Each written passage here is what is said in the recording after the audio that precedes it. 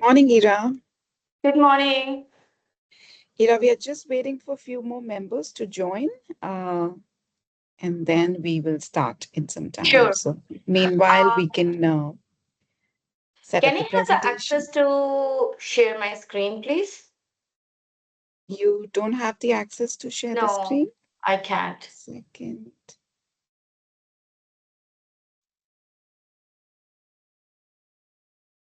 Yeah, now I can. Yeah.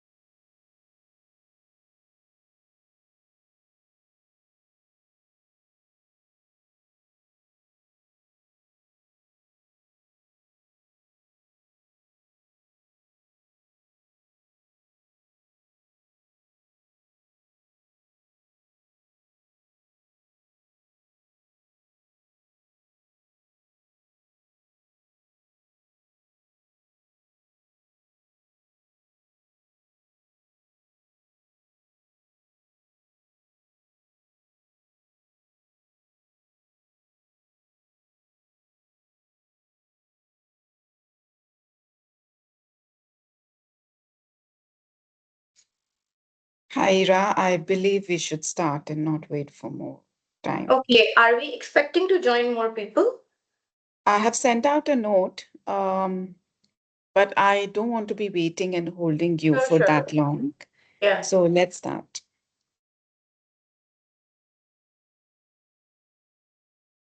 Do you want me to start? Sure, Ira. Okay.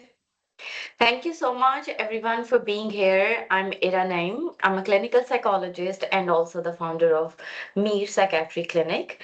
Mir Psychiatry Clinic is located in Dubai Media City, and we provide psychological and psychiatric care for all sort of mental health challenges.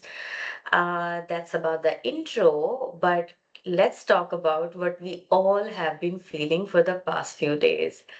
I know that most of us, for so many days, almost 3 weeks now, have been waking up to alerts, news notification, uncertainty, and lots of questions about what's happening around us. Some of you may have heard sirens, some may have seen headlines about interceptions, airspace closures, or flight disruptions. And many of you may simply be feeling a sense of unease without fully understanding why. And if that is how you're feeling today, I want you to begin with one important message is we all are in the same situation, all of us, similar situation, but our feelings might be different related to this situation. Some people might be coping in a maybe more concerned way, and some people might be coping as if nothing is happening and they're just carrying out with their lives. Everybody has a different response, everybody has a different way of coping with the current situation. So, today, the first thing that we're going to understand is why we feel the way we are feeling right now, what we should do about it, what we can do about the current situation we are in, and why our body acts in a different way. And if right now all of us are in the same situation, when this situation will be over, some of us will move on. Some of us will take some time, maybe 2, 3 months to forget about it and it will just become a story. But for some people, it will become PTSD. It will become something that it will be very hard for them to come out of the memories of it. So today we want to learn about, first of all, what we can do right now in this situation. And secondly, what can we do to protect our brain for the future damage? So, before we start, I want all of you to take a moment and express yourself with one word in the chat box. How are you feeling in the past few weeks? For me, I'll go first. I've been feeling overwhelmed because my work has increased so much. So I'm very overwhelmed. So now we are such a short group right now. So I think we try to make it as interactive as possible. So let's all share our feelings, share our experiences so we can learn from each other. So I'm gonna go in the chat box. We are 16 people. So let's bit worried. Balaji said, bit worried. I am okay, not much. Okay, Bashir, yes. Normal like, okay. Samson,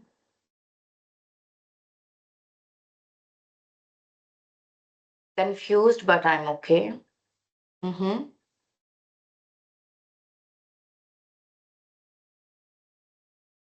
Let's all share our experiences. Uncertain, understandable.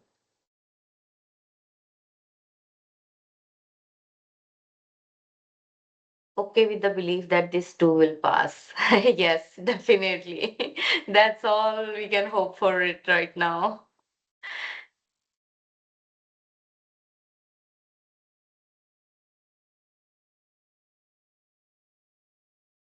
Yes. Worried and sad.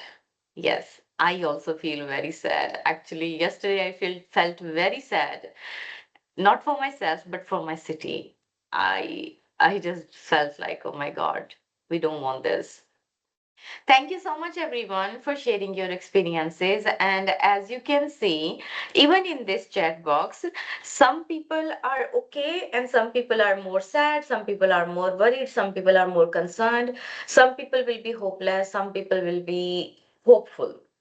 So, what I want you to understand, the way we act in this current situation really depends on our genetic history, our brain composition, our the way we have been raised, the place we come from, what kind of country and stability we come from, what are our current circumstances, because maybe one of you is in such a financial bad situation that if something goes wrong right now, it would just increase your problems. So right now, our worries, our concerned, the way we cope, it literally depends on how we have been in the past, how our mental health have been in the past. So one thing that you all need to understand, we don't have the right to judge other person the way they are coping or the way they are feeling. And also, if my friend is okay and I'm not okay, so what I really need to do is not to judge myself that why I'm afraid and my friend is not afraid. I have to be the strong one. I don't need to be afraid in this situation. So I think right now we all really need to understand that whatever we are feeling, our brain just is trying to protect us in that same situation.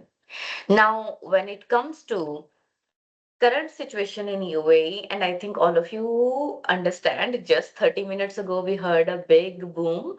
I was in another webinar and all of us went very alert. But current situation in UAE is over the past few days or weeks in the region, we have seen events that are unusual and understandably unsettling because this is not something we are used to. We have seen, emergency alerts. We have seen drones being intercepted. All these big, big words that we used to hear on news. Now it's something that we are living through it.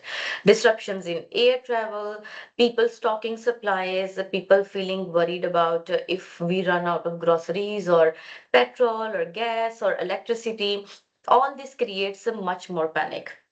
Not only that, I think most of us, we're going through this, but also we are having lots of conversations with our friends, with our colleagues, with our families, conversations that are full of fear, uncertainty, and the same topic again and again.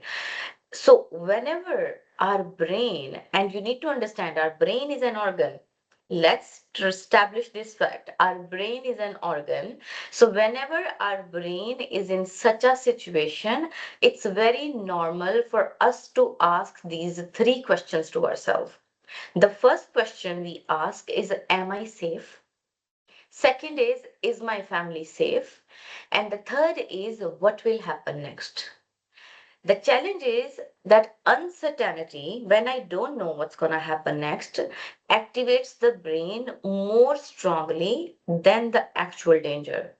Like I will start to make so many assumptions because the brain neurologically prefers predictable threats over unknown ones.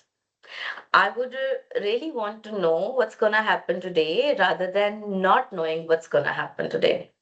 So if I know that there is a danger today, I will prepare myself for that. But I don't want to be in a situation where I don't know what's going to happen.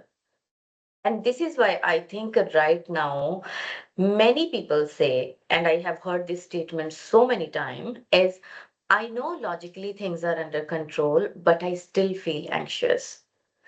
So I want you to know that is not weakness. That is biology. It's a neurology. It's a brain function.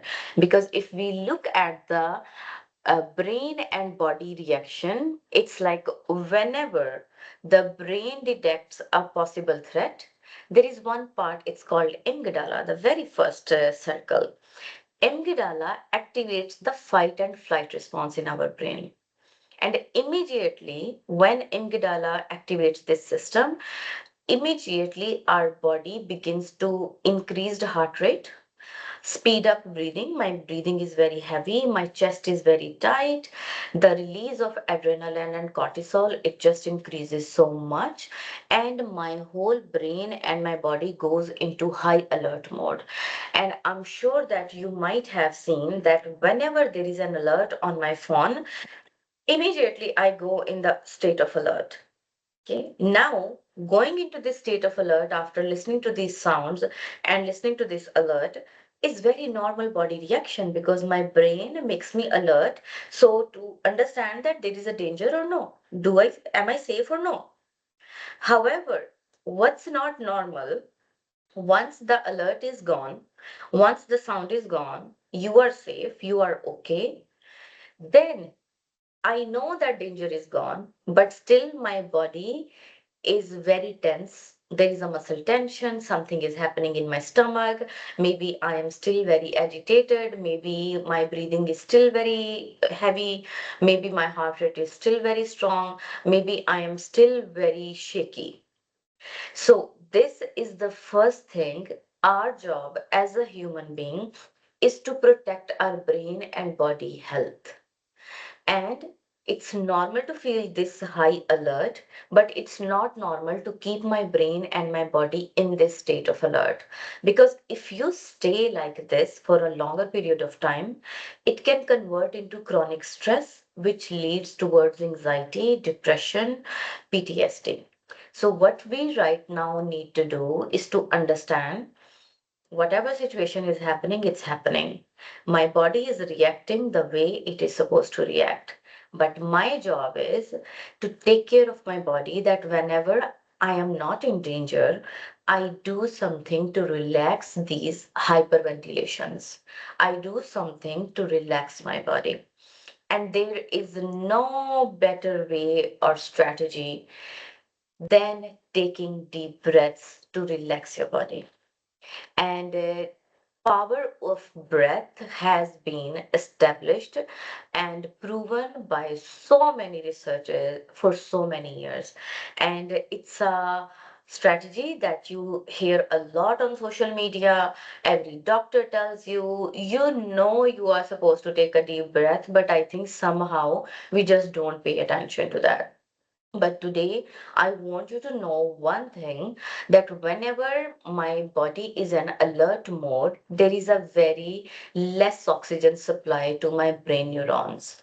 So, my job is to give more oxygen supply to my brain neurons.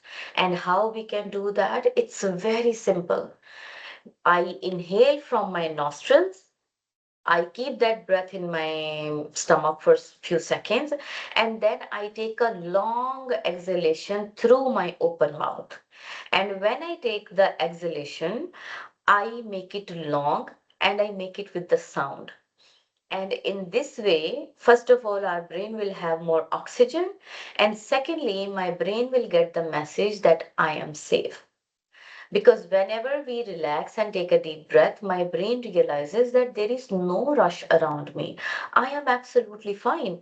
So brain will slow down the amygdala, this fight and flight response. I hope you understand what I was trying to do. But to make it a practice, as I said, like we all know what we are supposed to do, but we don't do. So let's do it together right now with me. So when I take a breath, you follow along. Please sit comfortably and let's take three deep breaths together. Please settle down on your seat wherever you are sitting. Let's inhale only from the nostrils. Inhale,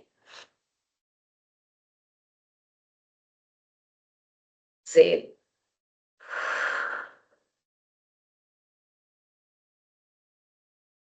One more.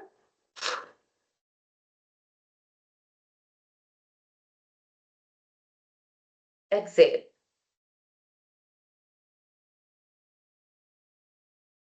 Last one. Inhale from the nose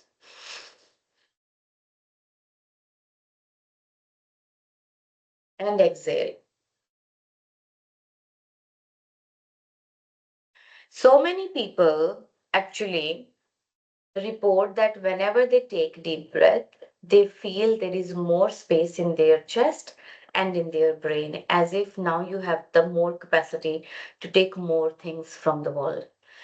This is something really small. This is something does not take any sort of money. It does not involve you committing to any sort of self-care routine. It's just wherever you are sitting throughout the day, make a habit to take 3 to 5 deep breaths in any given moment. Anytime you hear the sound, anytime you have an alert on, anytime something is okay, not okay, and you are feeling disturbed, your body is not feeling okay, just take deep breaths. This is the first aid of anxiety, fear, panic, and not feeling settled. It's the first aid. Apart from the deep breathing, there are certain psychological concepts, there are certain psychological techniques that we can use to protect our brain health for the longer damage and to maintain ourselves in the current situation. The first thing is acceptance and commitment. Now, acceptance and commitment is a concept in psychology, and it's very interesting. Now, acceptance does not mean liking the situation. Now, whatever right now I am in, I just have to say that I understand that this situation is not in my control, because actually it's not. It's something on a political level. It's you and I, we can't do anything about it. It's gonna stop whenever it's gonna stop. It's gonna evolve the way it's gonna evolve. We have no idea. And I accept it. I don't try to really let the frustration and anger come onto my body, because I don't have anything to do about it.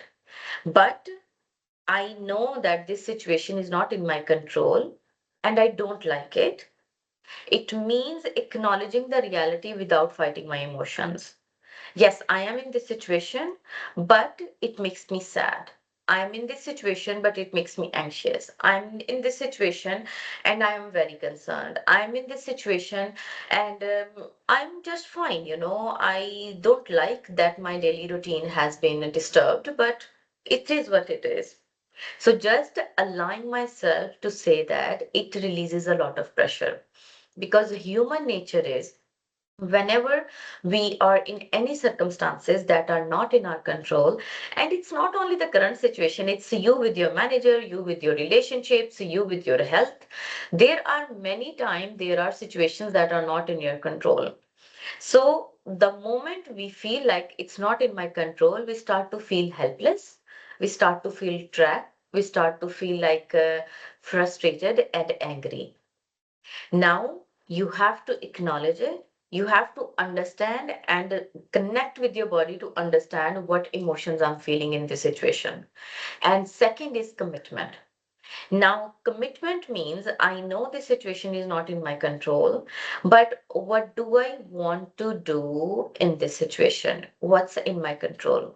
And that's the commitment.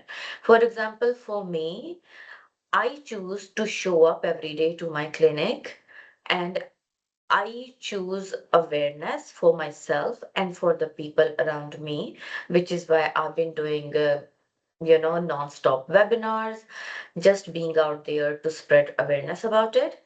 And I choose kindness, kindness towards myself and towards people around me. I don't judge them, I don't judge myself. So these are the core values that I am gonna hold into this situation. And once I say it loud, once I make a sense out of in my brain that these are the values I'm gonna be closer in this situation, it's called commitment. Now, maybe in this situation, you want to be the person who does something for the community. Maybe you want to be the person who gets connected more with spirituality or religion. Maybe you want to be someone who really starts to take care of yourself, maybe your health, or maybe showing up for other people. Maybe start any sort of new habit. Maybe start to do something that you can do or add into your life and into someone's life. And this is how we cope in this situation. Another psychological technique is cognitive diffusion. Cognitive diffusion is whenever something unsettling happens around us, we tend to think about it in a very negative way. And it's automatic. For example, I hear the sound, we all heard the sound maybe 30 minutes ago. So what happened? We all thought that something is going on. So, our body will be on alert. But maybe in that moment, if I choose to say that, oh, I heard a sound, it means they have successfully intercepted something. This will actually change the way my brain thinks. Another thing is being present. Now, being present, again, it's a cliche, everybody talks about it, but being present does not mean doing the meditation like for 30, 40 minutes. Being present means whatever I am doing right now, I stay here. Because our brain tends to make lots of assumptions and lots of scenarios about the future. And if you stay in those scenarios, if you stay in those assumptions about the future, your brain health is going to suffer. Because the more and more negativity you are going to keep yourself in, the more adrenaline and cortisol will be released.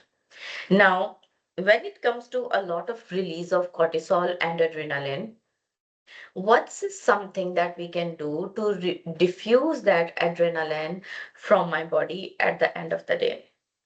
And I think you know this, everybody knows this, that you need to exercise. You need to move your body, you need to shake your body. Because when we sit a lot, when we lie down a lot, when we are exposed to so much of negativity, the body is tight. At the end of the day, you have a muscle tension in your body. That is a cortisol. Now you have to shake it out. Now, to shake it out does not mean you go to the gym and you lift weights. It can be you stand and you just shake your arms and shake your body. It can be you put a one nice song and you start to dance on it. It can be on YouTube. There are so many links. People are there, trainers are there. They tell you what to do, the sort of movements you can repeat after that. You can walk. If you don't want to feel safe to go outside to walk, do something in your living or in your bedroom, but move your body. And I think every doctor in this entire world tell you these things. Do you sleep enough? Do you eat healthy? And do you move enough? And if we fix these three things, 90% of mental and physical health problems will be resolved automatically. And again, we all know what we are supposed to do, but we just don't do it. We just don't commit with that. And it can be because of negativity, because of routine, because I don't have time, because I don't have energy. There can be so many excuses for it. But until you keep making those excuses, it will not serve you in any better way, especially right now, because right now we are in a situation that we are not used to.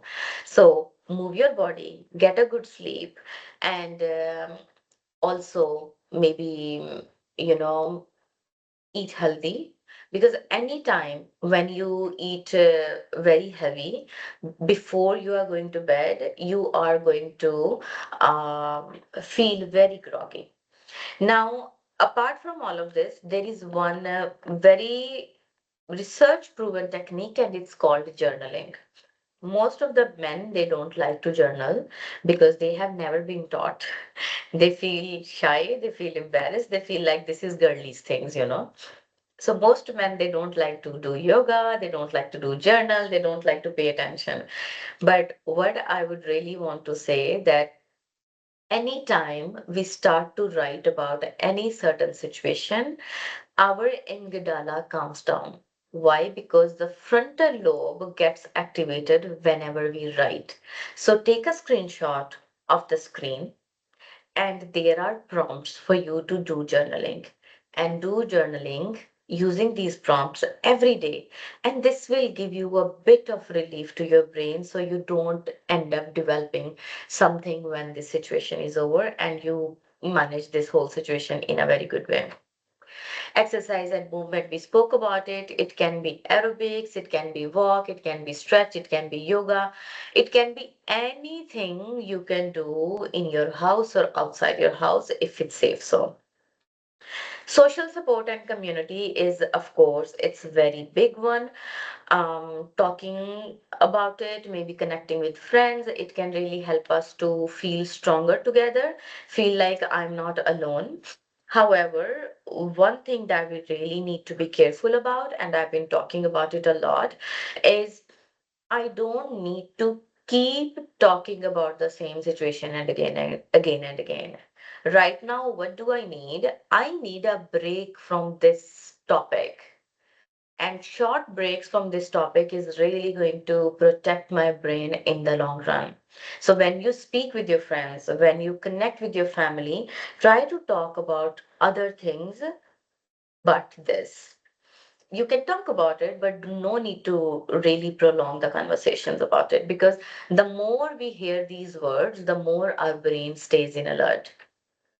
Managing news and media, and I think government itself is very active in terms of giving us suggestions about the news and media consumption, because the more and more you're gonna watch about it, the more you are going to stay in alert. Because the fact is, you are in your house or you are in your office, and right now you have nothing. Unless something is going to happen, it is going to happen, doesn't matter wherever you are.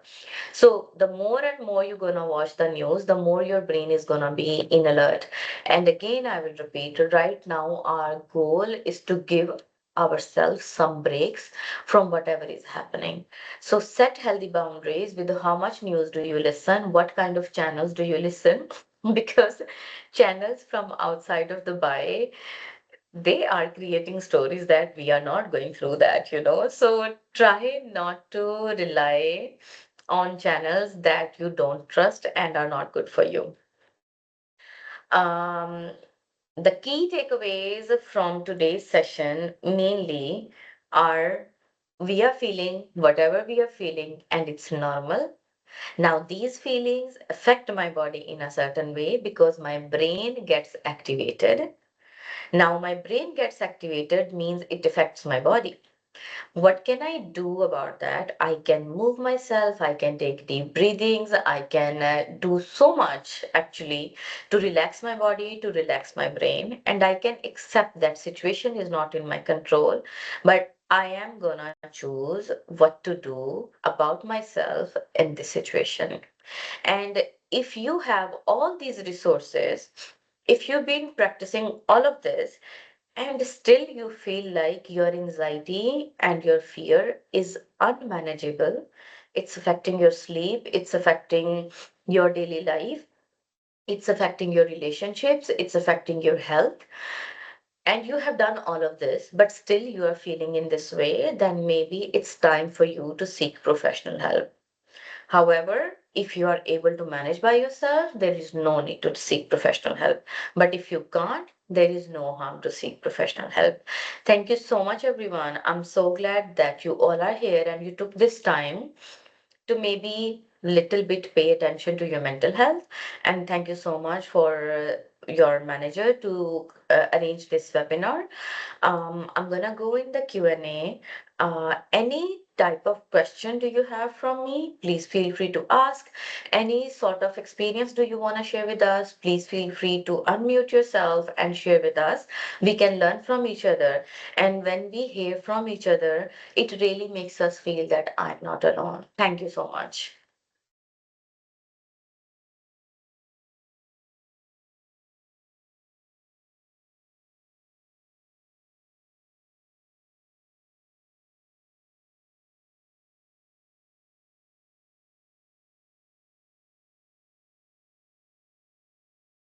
Hi, Shivani. All right. Hi, Ira. So, do we have any questions? Yes, let's check for questions. Um, Thank you, we are Balaji. Thank you, Ajay. Thank you, Mohammed Rafiq. I really appreciate. And please, if you can take maybe one takeaway out from today's session, please take care of your health.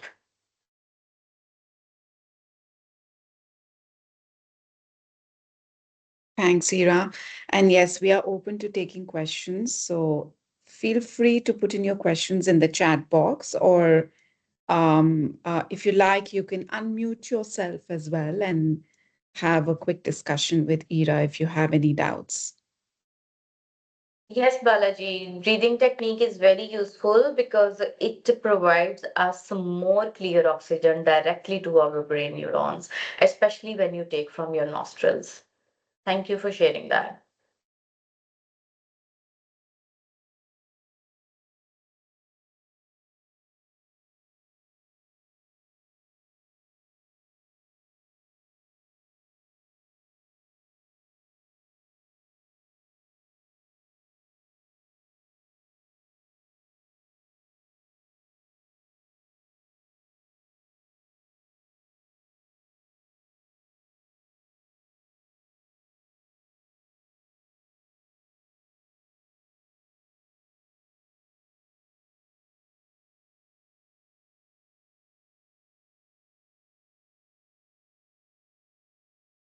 Ira, I don't see any questions coming No in. worries. Thank you So so much for everyone being here. thank you. Maybe. Thanks a lot for your time, Ira. Thank you. Bye bye. Bye.